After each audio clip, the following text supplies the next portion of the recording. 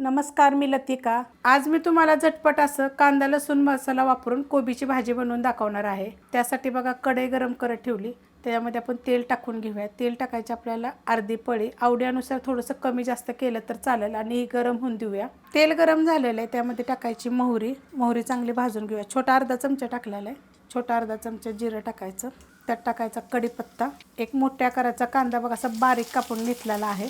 कांदा काय करू चांगला भाजून घेऊया। कांदा बघा भाजलेला आहे, त्यात टाकायचं आपल्याला थोडीशी हळद, मिक्स करून घेऊया। त्यात टाकायचं आपल्याला एक टोमॅटो बारीक आकाराचं होतं, आता ह्याला आपण 1 मिनिटभर परतून घेऊया। मस्त असं बघा परतून घेतलेलं आहे, गॅस करणार आहे बारीक।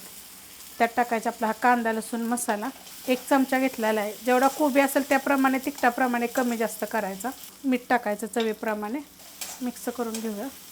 त्यात टाकायचे कोबी एकदम असं पातळ कापून घेतलेला आहे बघा, मिक्स करून घेऊया। मिक्स करून घेतले बघा, गॅस केला आहे बघा मीडियम।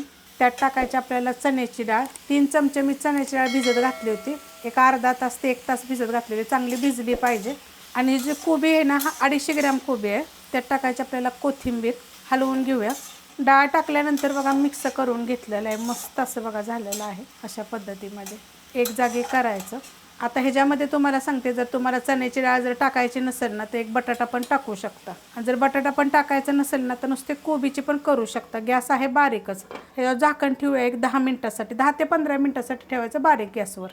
बारीक गॅसवर बघा मी झाकून ठेवलं होतं, एकदा पण मी हलवलेलं नाही आहे बघा।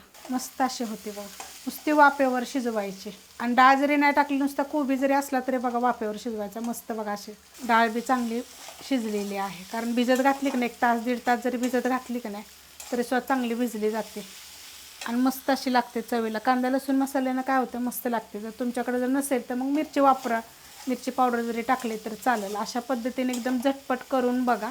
वेगवेगळ्या पद्धतीने मी खूप रेसिपी पहिल्या पण अपलोड केलेल्या आहेत, आणि तुम्हाला पण सांगितलं त्यात काय काय तुम्ही टाकू शकता। रेसिपी आवडली तर लाईक करा, सबस्क्राईब करा, कमेंट करा आणि शेअर बी करा।